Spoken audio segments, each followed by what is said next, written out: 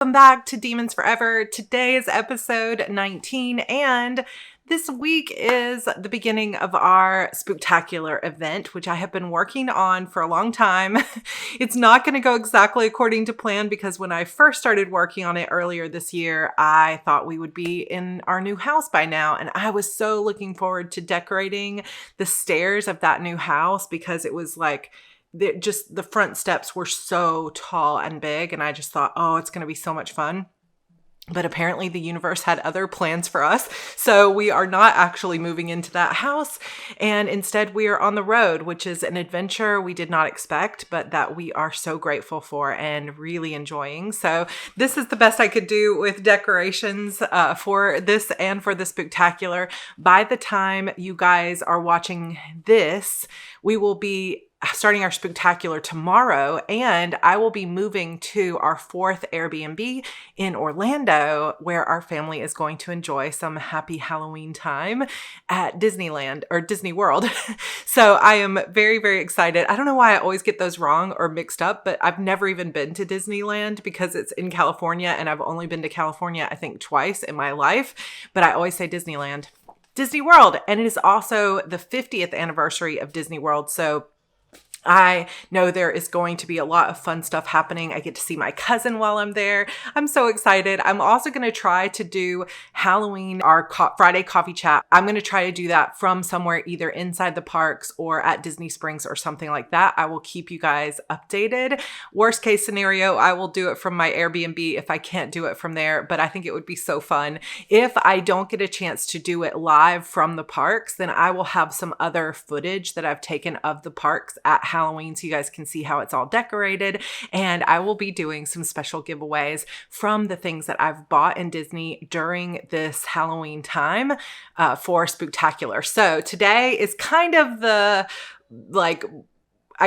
grand opening of the Spooktacular, but it's going to be 13 days of Halloween and spooky stories and spooky giveaways and things like that. So technically it starts tomorrow and it ends on October 31st, but we can go ahead and start a little bit today and talk about what is going on in the Spooktacular.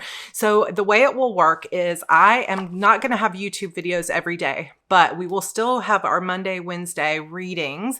And during those readings, starting on Wednesday, there will be some extra little giveaways announced. Then also on my website, sarahcannon.com, you can go to the blog. So it'll be sarahcannon.com/blog. You can find all the information on all the giveaways and the fun, different things that are going on throughout the next 13 days. There will also be some special memes and fun games to play and things in the Coven. So that is going to take place on Facebook at facebook.com/groups/Sarah Cannon's Coven. And I'll have all these links for you down below. For those of you that are not on Facebook, you can also find some of those fun things over on Instagram or in my Discord server. So I'm going to have all those social media and website links for you in the description box today, because all of that stuff will be kind of everywhere, so to speak. There will be some exclusive games and things like that happening in the Coven just because it's easier for those posts to stay up on Facebook. And we have over 3,000 members over there. So that's one of the biggest communities of people that have joined in. So if you are on Facebook, but you are not in the Coven, come join us right now because it is a super fun group and it's going to be really active for the next couple of weeks leading up to Halloween. If you are not on Facebook, like I said, you can follow me on Instagram or come join the Discord server, or you can just comment on my blog, or you are welcome to just hang out here. So a few things here on YouTube, a lot of stuff over on my social media, and I hope that you will come join in the fun because it's such a great time of year. All right, so in last week's episode, we kind of dropped a bomb there at the end when Leah took Harper to Clement, Tennessee to see what had happened to Harper's grandfather. And we find out that the queen, Harper's grandmother, was actually the prima demon of this suburb of Nashville, and she had been there since 1915. So she had been there for 80 years as the prima demon, the same way that Airden is the prima demon of Peachville. And the king finally was like, You can imagine, I don't have this story written, but it's kind of in my head. So if I ever go back and write side stories, this would be an interesting one to write too, that he had searched for the past 80 years of ways to get her free, to figure out where she was located, because they don't necessarily know where they were sent. So you would have to do some research and try to find out where people were and who they were trapped inside of and all of these other things. So he was looking for her, and he was looking the same way that Harper and Jackson have been for ways to free her. And when he came to the conclusion, and like I said, this is not in the story, this is just kind of extra backstory in my head as the author. When he figured out that there was no way he could save her, he was just like, you know what? I will kill them then. I will kill the witch that is hosting her and let her go on to the afterworld, to the afterlife. And what Harper ends up seeing, though, is that when the king, well, first of all, we assume the same way that Harper assumes that the king did not expect that Priestess Winter herself was going to be at this initiation. It's just a normal initiation for a 16-year-old girl. Priestess Winter does not go to all of those. She wasn't at Brooks one. She doesn't go to all of them. But for some reason, she was at this one. Did she know or anticipate that he was coming? We don't know that. But she was there.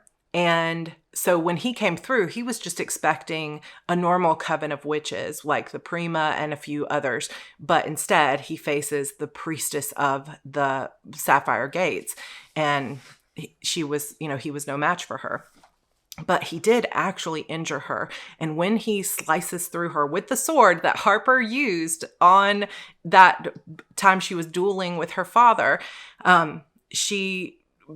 Priestess Winter begins to age rapidly. And it's like, wait a minute, why is she aging? Then when they put two and two together, that she actually consumed the souls of the dead, including Harper's grandmother and maybe Harper's grandfather too, because we know he died that day, but we don't see how he died. You have to assume that once she got her power back, she killed him and also feasted on his soul. So now both of her grandparents are inside Priestess Winter. And, so what they also figure out by comparing that to the way the Mother Crow reacts and steals power to become younger is that Priestess Winter isn't actually only 40 years old or whatever. Priestess Winter is 200 years old. We're going to get into that today. So let's get into it of how that works. So episode 19, chapter 73, The Greater the Cost. "That's not possible," Sarra said. "You think my grandmother lived for 200 years? "I think she's still alive," Leah said. "You yourself said you didn't think your mother was the same after she took over as Priestess Winter." "This is completely ridiculous," Lark said. "No one can live that long." "Don't you see?" Leah slammed her hand down on the table and everyone jumped. "She's been keeping herself alive all this time by using dark magic. She's powering her own body with the souls of demons. That's why she keeps killing those Demon Gate towns. She needs the demon's power." I shook my head. Was this really possible? Could Priestess Winter really have kept herself alive for that long? If the Crow Witch had been able to do it for over 100 years, didn't it make sense Priestess Winter could keep it going for much longer? She was so much more powerful and had access to a lot more demon souls. The skin on my arms erupted in goosebumps. "Her fallen spirit will fuel my withered heart for eternity," I said. All eyes turned to me, questioning. "Those were the last words we heard her say before we left the Vision in Tennessee," I said. My pulse raced. Priestess Winter was telling my grandfather that his wife would never know freedom because her soul had become fuel. She plans to live forever. "Are you telling me that my mother isn't really my mother?" Sarra asked. "That I was right about her?" "That's exactly what I'm saying." Leah rubbed the back of her neck. "I think the original Priestess Winter, the oldest sister who started the Order of Shadows, has never died. I think she's been using the spirits of the dead to keep her looking younger." "But she looks just like my mother," Sarra said. "A glamour," Leah answered. "All she would have to do is use a glamour to switch places with her oldest daughter when the time came." There's no way she could keep that up 24 hours a day, Lark said. She stood from her place at the table, a frown on her face. I think this whole thing is a stretch. Maybe you didn't understand what you were seeing. I know what we saw, Leah said. There is a way to make a glamour permanent, I said, remembering Lydia Ashworth's story. She'd said all magic has a cost. Almost any spell can become permanent if you sacrifice a life to create it. A memory spell, a glamour, anything. The greater the magic, the greater the cost. All she would have had to do was sacrifice a human life in order to make the glamour last a very long time, years even, Leah said. Then she gasped. That's why there was usually 20 or 30 years between one priestess winter and the next. Maybe her glamour was starting to fade. But who would she have sacrificed? Lark said. Don't you think someone would have noticed if all these people kept going missing or being murdered? That's the beauty of it, Leah said. She sacrificed the oldest daughter, the one who was next in line to become priestess. No one noticed she was gone because as soon as she took her daughter's life, she switched places with her. To everyone else, it looked like the grandmother had died and her oldest daughter had taken over as the next priestess. But in reality, it's been the same woman changing faces every 20 years or so. Sarra made a choking noise. I knew it, she said, clutching at her heart. I knew something terrible had happened to my mother. But how does she keep having children if she's so old? Angela asked.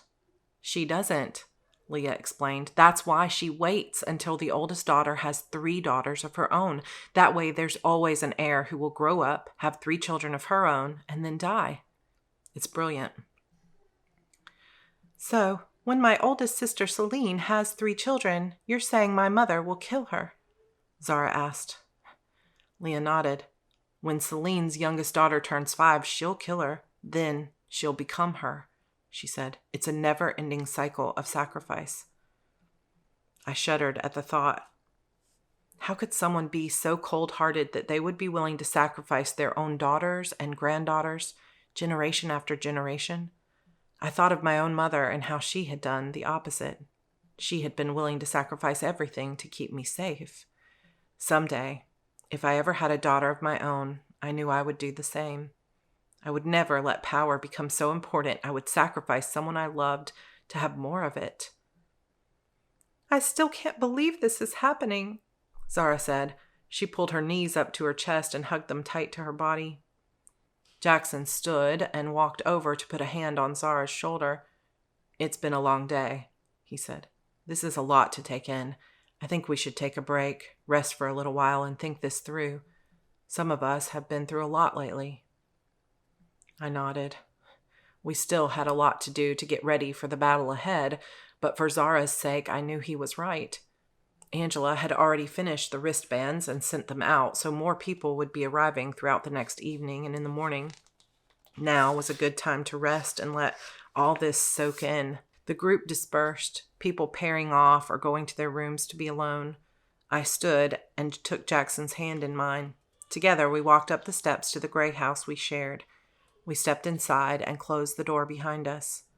Without a word, I fell into his arms, holding tight to him and wishing I never had to let go. Chapter 74, Proven. We need a plan, I said. Jackson sat at the table drinking a cup of coffee. I was glad we had a place we could go to be alone. I needed to talk to him without everyone else's noise in my head for a few minutes. Since we'd come through the portal back in Peachville, it had been one revelation after another. My mind was about to explode from all the new information. What did Sarra find out about the Master Stone? Jackson asked. None of this matters if we don't have all the original ritual items. Lark actually confirmed it for us, I said. I talked to her about it earlier and forgot to mention it to you. She asked her mother and found out that the portal stone is actually referred to as the Master Stone in the older ritual books. Jackson sighed in relief. This might actually work, Harper, he said, his eyes sparking with hope. As long as we can keep Priestess Winter away long enough to give it a shot. If Leah's right, and the Priestess Winter we know really is the original 200-year-old Eloisa, the oldest of the 5 sisters who created the order, maybe we can use that to our advantage, Jackson said. How? I asked, sitting down across from him. She might be old, but what I saw in Clement explains why she's so extraordinarily powerful. She has hundreds of demon spirits inside of her, using them like a battery to keep herself alive. According to the pattern, that power lasts at least 20 years or more. It's only been 8 years since she last powered herself with a major town. And Aldine was only, 6 months ago? Jackson nodded. We both sat quietly thinking this through. Had my father been right all along in saying Priestess Winter was an impossible enemy? I'd watched her almost single-handedly take out 15 demons, one of them a powerful king. I hadn't actually seen his death, but I knew she'd killed him. How could I fight against that kind of power? We have to be smart, he said. What about Zara's protection spell? Couldn't she make stones for all of us to carry that would protect us from Priestess Winter's magic? She could probably do it, but it won't last forever, I said. Honora cast maybe 3 or 4 spells at me before my stone cracked, and she isn't half as powerful as Priestess Winter. Maybe if we used bigger stones, he asked. We'd have to ask Sarra, I said. The thing is, we're all taking a big risk inviting so many people here to the village and explaining our plan. If any one of them are spies or traitors, Priestess Winter will know everything we plan to do. I wish I could say I trusted everyone with all my heart, but I don't know anymore. The whole world feels like it's upside down. So, who can we trust? He asked, without any doubts. Each other? I said. He smiled. That's a given, he said. Who else? Angela, I said. Marianne and Essex. Sarra. He nodded. They've all proven themselves in big ways. That's it, I said. If we're truly talking about people we can trust without even a hint of a doubt. We can trust Leah, he said. I know she isn't the easiest person to get along with, but I know her. I know she would never betray us, especially not to the order. I bit my lip and stared down at my hands. I can't believe it's come to this, I said, that we're sitting here talking about our friends, trying to decide if any of them are possibly about to betray us to our enemy. It makes me feel sick to my stomach. Me too, he said. What's worse is that the list of people we know we can trust is very short. I nodded. So we talked to Sarra in secret. I said, ask her to make larger protection stones for the 7 of us and hope that in the end it buys us enough time to fight back. How much time do you think we'll have before Priestess Winter shows up? He asked. There's no way to know, I said. I think we have to go in there assuming she'll be waiting for us, just in case someone does betray our plans to her. To the group, we'll say we expect her to arrive in 15 minutes. As soon as the blue portal reactivates, she'll know. Every witch in Peachville will know, he said. I put my head down on my table. This was impossible. Was I about to get everyone killed? We'll need someone on the other side, too, he said. Someone we can trust with the blue ring. I nodded. I'd been thinking about that, too. In order to reactivate the blue portals, we'd have to put the anchor back in place. That meant sending someone to the quarry of blue stones in the Southern Kingdom. But who? I need Marianne, Angela, and Sarra down in the ritual room with me, I said. Do you think Leah would go? He shook his head. We need Leah on this side with us since she'll have the blue protection stone, he said. Can you think of anyone else we could trust with the ring? I ran a hand through my tangled hair. Who else was there? It would have to be someone strong enough to fight against the hunters, yet trustworthy enough not to hand over the ring. I suddenly remembered my father's words. He'd said the people of the domed city were my people, that they would lay down their lives for me, that they could be trusted. I lifted my head. I know who we can ask. Chapter 75, Would They Help Us? By morning, people had started to arrive. Leah had contacted the other demons, Christo, Eric, Mordecai, and Juiced. They arrived first, blue wristbands in hand. Lark's mom came soon after, pulling me into a tight hug. "So glad you're safe," she said. Several other Peachville witches followed her inside. I knew more would be arriving throughout the day with their wristbands. One by one, I explained to them why they'd been asked to come.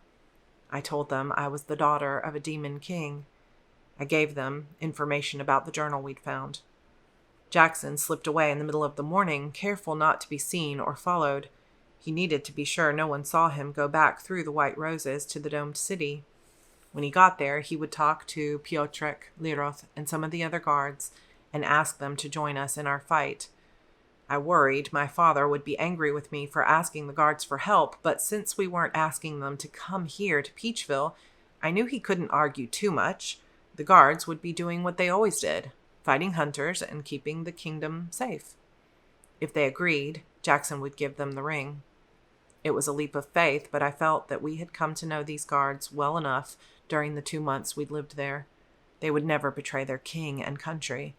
They would die before they would hand that ring over to the order.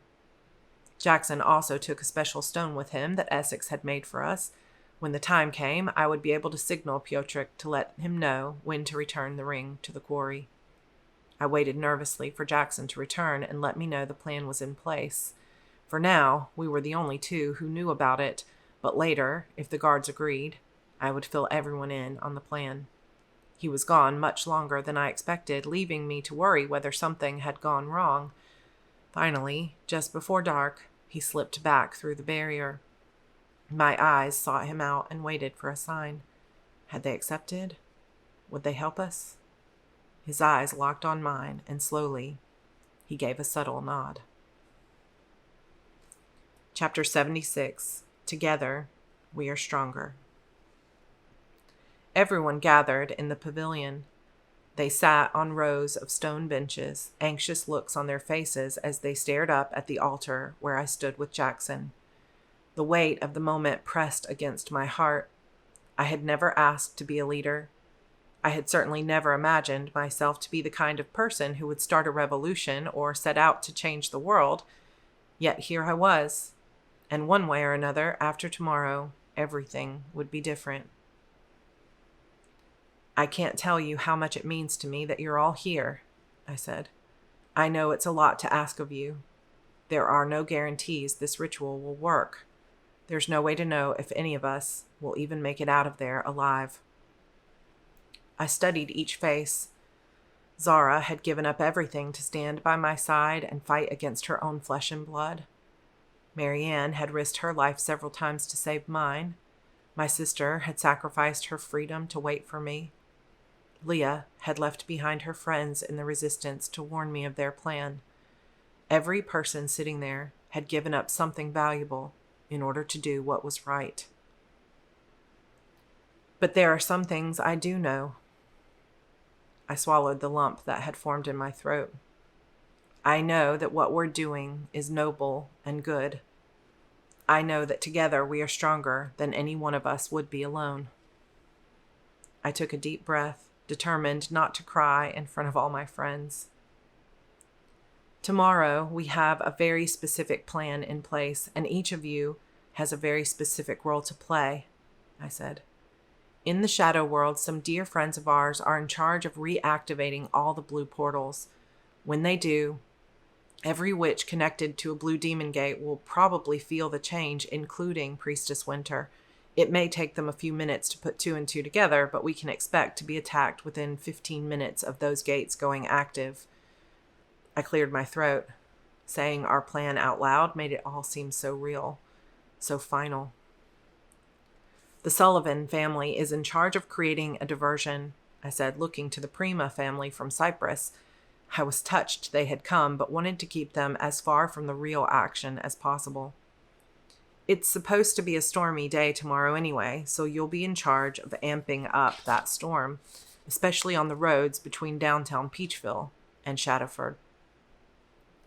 "How bad do you want the storm to be?" Caroline asked. "Are we talking tornadoes and hail or just strong winds?"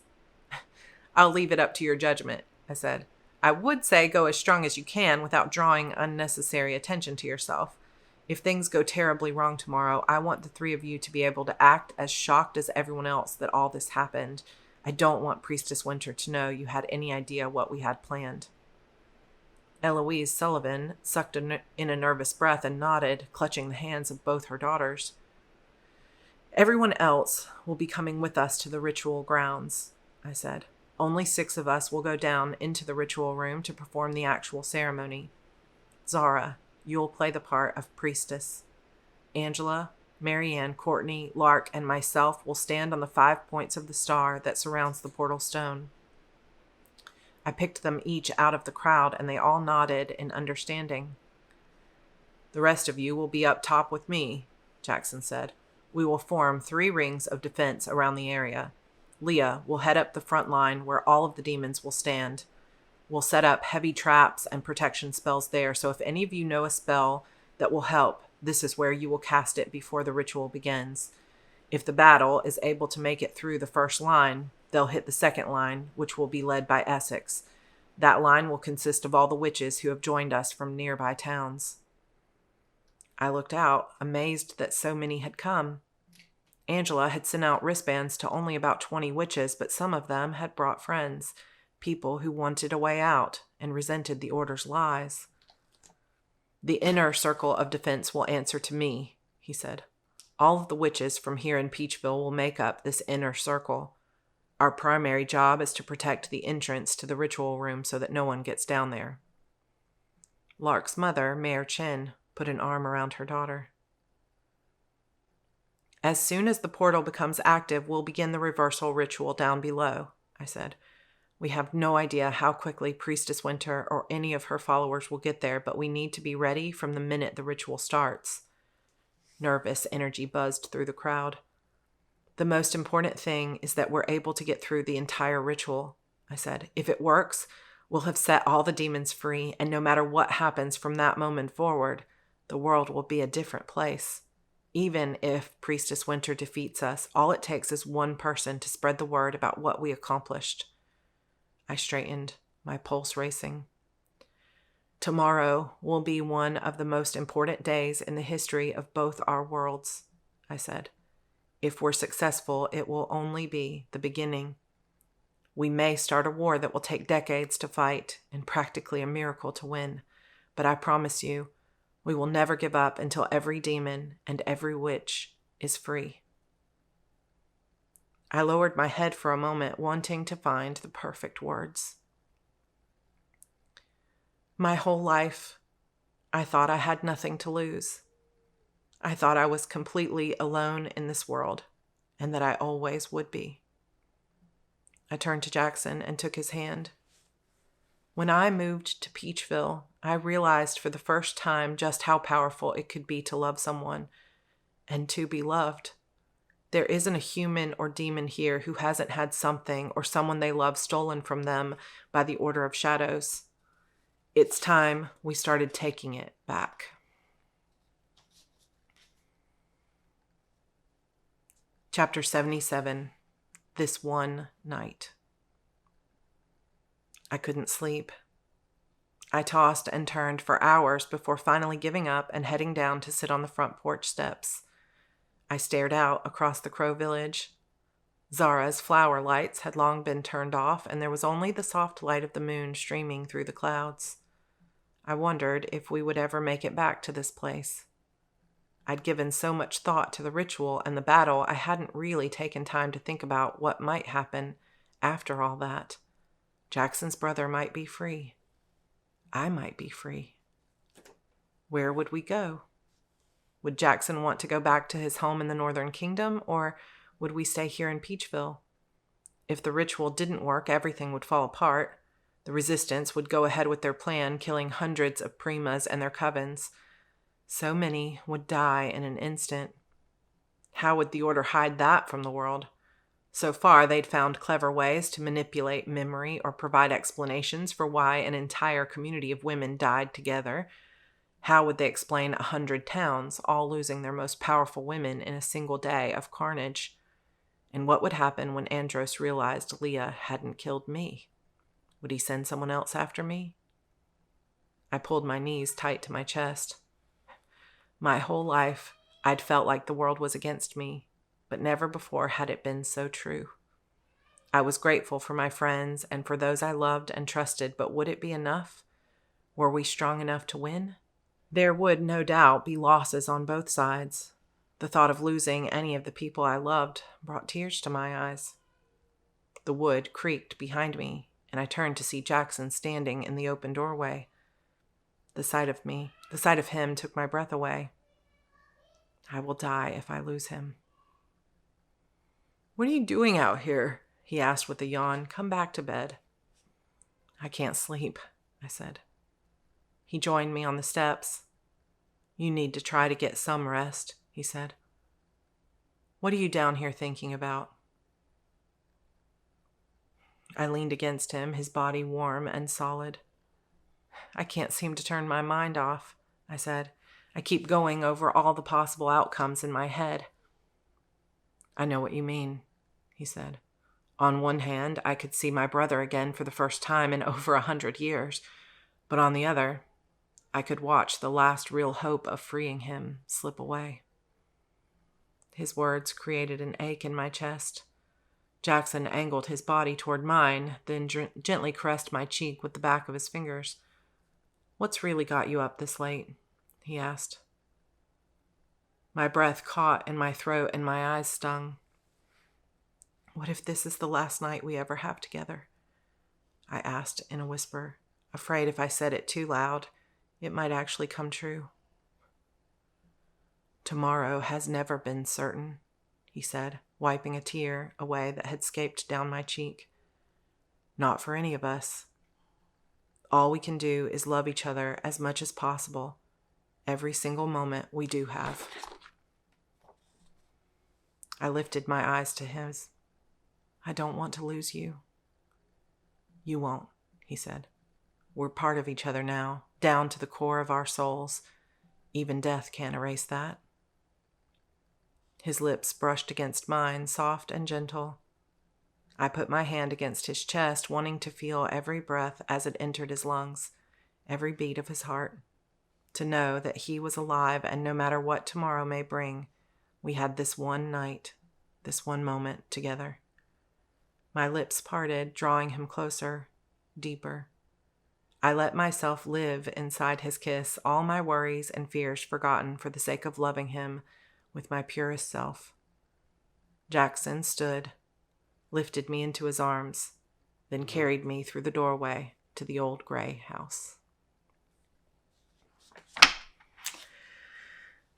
All right, you guys, that is episode 19. And okay, if you get that whole thing from the beginning part, basically what they have determined has been happening is that this is not Priestess Winter dies and then her oldest daughter takes over to become the new Priestess Winter. Instead, what's actually been happening is the original Priestess Winter from 200 and some years ago, Eloisa Winter, who was one of the original sisters, has been never dying. She's still Priestess Winter. It's just every time her oldest daughter has 3 daughters of her own, she basically consumes and sacrifices her oldest daughter so that she can take over her identity. So she kills her in a sacrifice, and that sacrifice permanently glamours her to look like her daughter, in the same way that Lydia Ashworth was permanently becomes her sister, right? Took over her sister's life. And that kind of dark magic can make a glamour or a memory spell or anything else last permanently, but you have to kill someone to do it. So it's forbidden magic, but here we find that one of the women at the very top of the order is using this forbidden magic. And so the oldest daughter dies, but everybody thinks that she has become the new Priestess Winter. The seconds, nobody can remember what's happened to them. The thirds become guards, so that's Zara's fate. And then you know, the oldest, the two, like the three daughters of the new priestess Winter grow up, have daughters of their own, and so on. And the cycle continues and continues until it is, you know, until we've reached this moment. So when they battle Priestess Winter, they're not just battling a 40-year-old Priestess Winter, they're battling a woman with the souls of hundreds of demons powering her for this long of a time. So that's part of why she's so enormously powerful. There is more to it that you don't even find out all of the depth of where her power comes from until you get deeper into the series with like episode or books 10 and 11. You found out a lot more information about where their power comes from. Book 11 especially. So definitely keep reading if you're interested in knowing more about that. But also we get the plan. We get the idea of them trusting all these different people and hoping that all these different parts come together. And they're just hoping, like, they can't not tell people, because if they show up and Priestess Winter has an army, they got to have people to fight back. But they're taking a real risk letting so many people know about it. So can they trust all of these people or not? And that's one question. Then, of course, we have Harper having this last kind of pre-battle thought to herself of like, it's sort of like a mindfulness practice, if you think about it, that she's having these last thoughts of, what if this is the end? It's either going to be that Erden's free and I'm free and we have choices and the whole world has changed and there's hope, or I was wrong this whole time and I've just gotten everyone killed. And she's got that weight of it on her shoulders, but she's also thinking about Jackson. And as she gives that little speech, we know that, you know, he really has changed her life, as have people like Marianne and Sarra and Courtney, who have risked their lives in various ways, and Angela, in order to keep her safe. And she has never had that in her life before. When she came to Peachville, she was all alone, and she was never thinking that she was going to fit in or have anyone who cared about her. And now she does have people that she desperately cares for and truly loves. Also, I will just throw in there that as I was writing this final book of that first part of the series, I questioned whether I wanted to have Harper and Jackson consummate their relationship on paper. And I made the decision that I was not going to do that it didn't really add anything to the story, that you still get the emotional connection between the two of them without actually seeing them have sexual relations. I don't know how to put it, have sex on the page. And I went over that many times, like, is it going to add to it? Do we need to see this? And I decided that no, we really don't. You still get the same feeling of their connection and how much they love each other. But I did throw it in for the people that want to see that next level romance, that he does carry her up the stairs and into the house. So if there ever was a moment when they were going to do it, that would be the moment that they were going to do it. You just don't ever get confirmation on it. So I just let the reader decide if they did go to that next level or not. So just a little aside there. But as we get into episode 20 on Wednesday, we are going to be heading into the battle.